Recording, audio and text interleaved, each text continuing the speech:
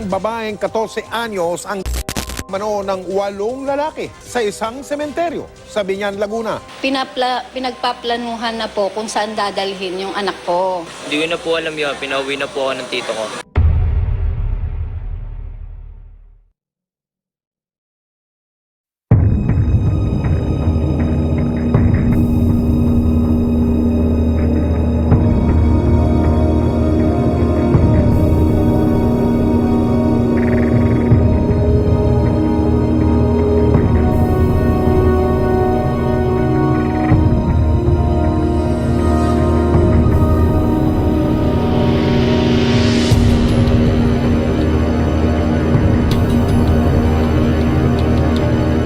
Ang panghahalay ay isa sa mga pangunahing krimen sa ating bansa at sa ibang lugar sa mundo. Sinasabing matindi ang epekto sa reputasyon ng isang tao kapag ikaw ay nasangkot sa ganitong akusasyon, lalo na sa mga kaawa-awang biktima.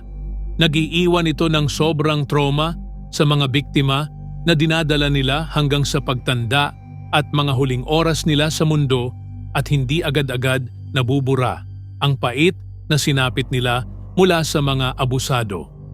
Ayon sa datos na inilabas, mula taong 2016 hanggang taong 2021 ay naitala ang pinakamataas na kaso ng panghahalay. Ayon pa dito, naitala at lumobo ang mga kaso ng panghahalay noong 2017 na nagtala ng 2,604 o 2,604 na kaso ang nai-report. Kasama na ang isang panghahalay ng grupo na nangyari sa isang sementeryo sa Biñan, Laguna. Isang karumaldumal na krimen ang nabalitaan na gumulat sa mga residente ng komunidad at sa bansa. Nagbigay naman ito ng takot at pangamba sa mga kababaihan na nakatira sa nasabing lugar. Ang nai-report na balita ay kaugnay sa isang 14 anyos na dalagita na ginalaw ng 8 kalalakihan sa isang sementeryo sa Laguna. Ayon sa balita na ang mga suspect ay nilasing muna ang dalagita bago nila ito pagsamantalahan at sinasabing kilala rin ng biktima ang mga nasabing suspect. Ano ang totoong nangyari sa krimen? Sino ba ang mga tao na nasa likod ng pangyayari? Alamin natin kung sino ba ang nasabing biktima at mga salarin sa susunod na yugto ng kwento. Magandang araw sa inyong lahat.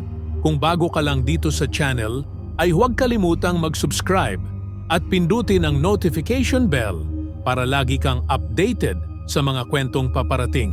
Noong Agosto 30, 2017 sa isang sementeryo sa Biñan, Laguna ay hinalay ng 8 kalalakihan ang isang dalagita na noon ay 14 anyos at nasa ika-7 baitang pa lamang na estudyante na itago natin sa pangalan na Grace. Ayon naman sa inay ni Grace, ay nakilala ng kanyang anak ang mga sinasabing suspect sa birthday party ni Mark Anthony Capina o kilala bilang Makmak kung saan siya ay naimbitahan. Ayon kay Grace, ay pinainom siya ng mga ito ng alak dahilan ng pagkaramdam niya ng pagkahilo at pagkalasing na nagresulta ng pagkawala niya ng wisyo. Agad siyang nalasing dahil hindi naman ito sanay uminom ng alak. Sa isang sementeryo sa Laguna, nagsimula ang kahayupan kay Grace. Walang awa, siyang pinagpasapasahan at ginalaw ng hindi lamang iisang tao, kundi 8 kalalakihan ang gumawa nito sa kanya. Ayon naman sa isang saksi na nakausap ng inay ni Grace na si Christian, sinabi nito na habang naggaganap ang party ay pinagplanuhan na raw ng mga suspect kung saan nila dadalhin si Grace para halayin at mapagsamantalahan ng grupo. Pinagplanuhan na pala si Grace habang nagkakasiyahan sa birthday party ni Makmak kung paano nila gagawin ang krimen at kung saan nila gagawin ito sa dalagita. Ayon pa sa nasabing saksi na si Christian, ay nagdala pa ng mahiwagang damo si Macboy at ginamit ito at ng iba pang mga bisita sa party.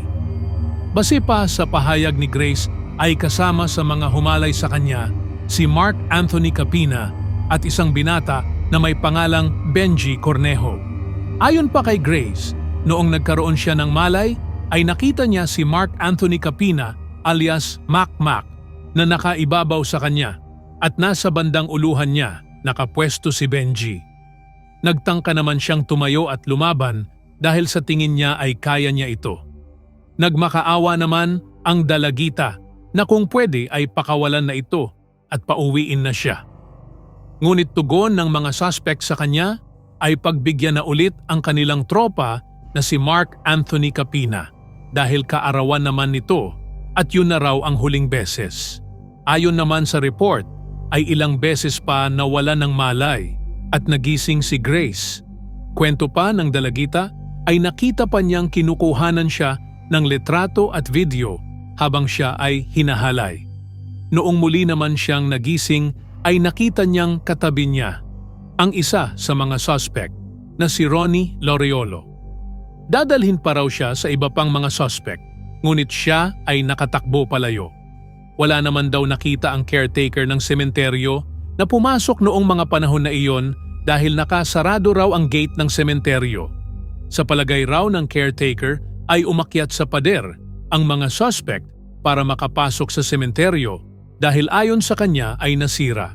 Ang mga pangharang pati ang barbed wire ay nasira rin ng mga ito.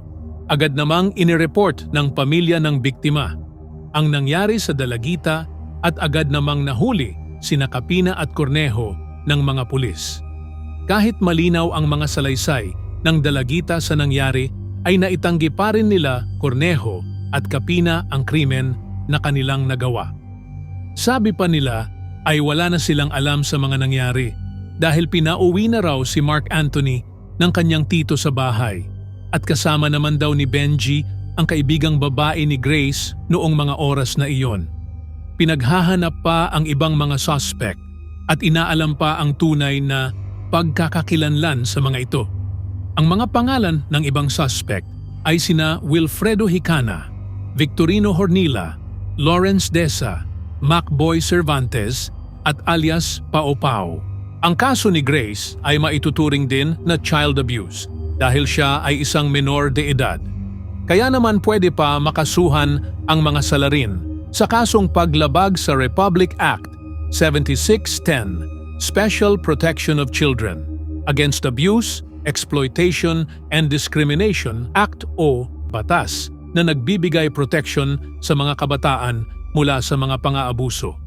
Kaya naman ayon sa nasabing batas ay ang mga suspect na mapapatunayan na lumabag dito ay haharapin ang karampatan na parusa sa nagawa nilang krimen. Ayon naman sa mga pulis, maliban kay Grace, ay meron palang ibang mga kaso ng panghahalay sa parehong bayan. Isa narito ay ang 17 taong gulang na estudyante na ayon sa impormasyon ay ginalaw mismo sa loob ng universidad na kanyang pinapasukan kung saan sinasabing 3 kalalakihan ang salitang gumalaw sa biktima. Isa pang kaso ang naitala ilang linggo matapos ang kaso ng estudyante, isang residente muli ng Laguna ang nakaranas ng panghahalay sa kaparehong lugar. Ayon sa report, ang biktima ay sa pilitang isinakay sa sasakyan dinukot at dinala sa isang lugar at ginahasa ng mga suspect. Meron pang lumabas na iba pang biktima ng panghahalay sa iba't ibang lugar ng Laguna at isiniwalat ang pang-aabusong naranasan nila sa mga kamay ng mga humalay sa kanila. Nakakapanglumong isipin na ang birthday party na puro sana kasiyahan lang ay mauuwi sa isang krimen na habang buhay nang dadalhin ng biktima. Ang inaakala niyang magiging masayang alaala ay mauuwi pala sa masamang alaala na babago sa kanyang buhay. Ang masakit pa rito ay ang mga tao na akala niya na mababait ay ang sisira sa kanyang pagkatao at magbibigay ng masilamuot na karanasan. Hindi matanggap ng kanyang mga magulang na ang kanilang anak ay mararanasan ito sa mura niyang edad.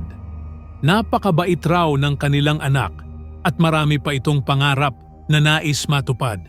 Kaya naman labis ang kanilang kalungkutan kahit masakit at kalunos-lunos ang naranasan ng biktima sa mga suspect, ay alam natin na lahat ng nangyari ay may rason kung bakit ito naganap at sa huli ay makakamit din ng biktima ang nararapat ng hustisya para sa kanya. Hanggang sa ngayon ay nakakulong pa rin sina Mark Anthony Capina at Benji Cornejo sa Biñan City Police Station habang dinidinig ang kaso. Maraming salamat sa panunood. Kung nahanap nyo itong video na may kabuluhan, pakibigyan po ito ng thumbs up, i-share at huwag kalimutan na mag-subscribe para sa mas marami pang ganitong content. Patuloy tayong magtaguyod para sa hustisya at suportahan ang mga biktima ng pang-aabuso saan man. Hanggang sa muli, mag-iingat at alagaan ang isa't isa.